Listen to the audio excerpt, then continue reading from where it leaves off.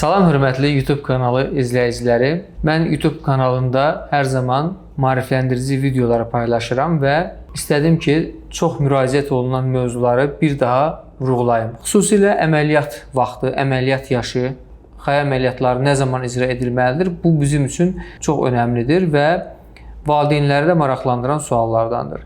Yeni doğmuş bir oğlan uşağında enməmiş xaya problemi varsa, ilk yanaşma necə olmalıdır?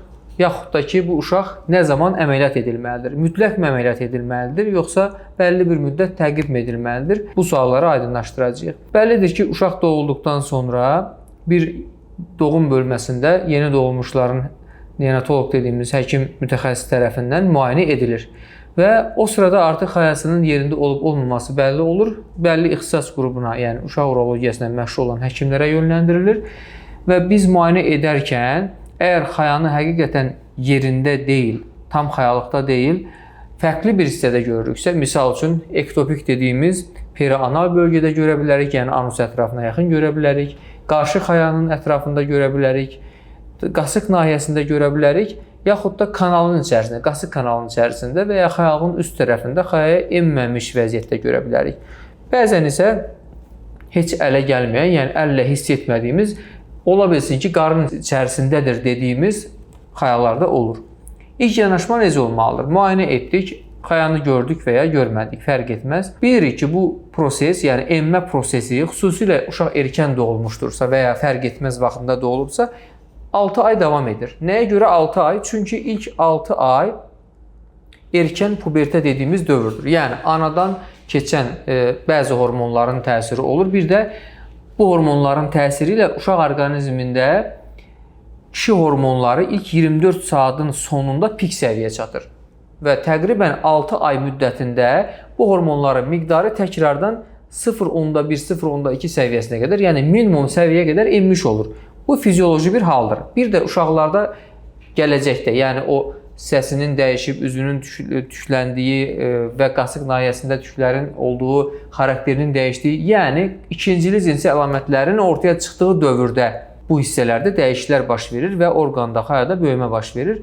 Yəni erkən o ilk 6 ay müddətində ki, hormonal təsir olur, o hormonların təsiri ilə xaya təqribən enməmiş xayaların bir 70%-ə qədəri yerinə enə bilər. Ona görə ilk 6 ay müddətində enməmiş xaya əməliyyatlarını icra etmirik. Digər bir səbəbi isə onların toxumdaşçı kanallarının, damarlarının çox incə, kiçik olmasıdır ki, zədələnmə ehtimalları da burada önəmlidir. Bu baxımdan da bilirik ki, xaya zərər görməyəcək ilk 6 ay içərisində tibbi olaraq. Ona görə yaxından təqib olması, ən gec 2 ayda bir əl müayinəsi edilməsi tövsiyə olunur. 6-cı ayı tamamladığı zaman 6 ayla kitabı olaraq 18 ay tövsiyə olunurdu. Amma indi 6-12 ayın üzərində çox dururlar. Çünki bəllidir ki, artıq araşdırmalar, elektron mikroskopiyası və s.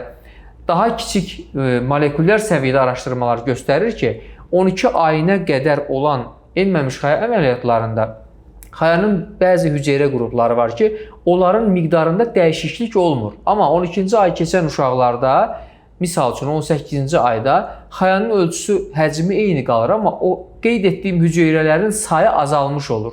Ona görə tövsiyə olunur ki, fertilizasiya və malignizasiya, yəni gələcəkdə övladının olması və xərçəngə çevrilməsi baxımından ən ideal odur ki, 6 ay ilə 12 ay arasında əməliyyat edilsin. Və bu uşaqlarda ortopeksiyalara, yəni enməmiş xayalara əməliyyat olaraq ən düzgün tövsiyə olunan, belə deyək də, tövsiyədir. Və çalışırıq ki, 2 ayda bir müayinə edək 6 ayına qədər, 6 ayını tamamladıqdan sonra isə düzgün bir şəkildə həmin xayanı xayalığa endirmiş olaq. Təşəkkür edirəm. Bu haqda videolarımızı bir sonraki videolarımda da davam etdirəcəm. YouTube kanalımıza abunə olmağınızı xahiş edirəm. Təşəkkürlər izlədiyiniz üçün. Sağ olun.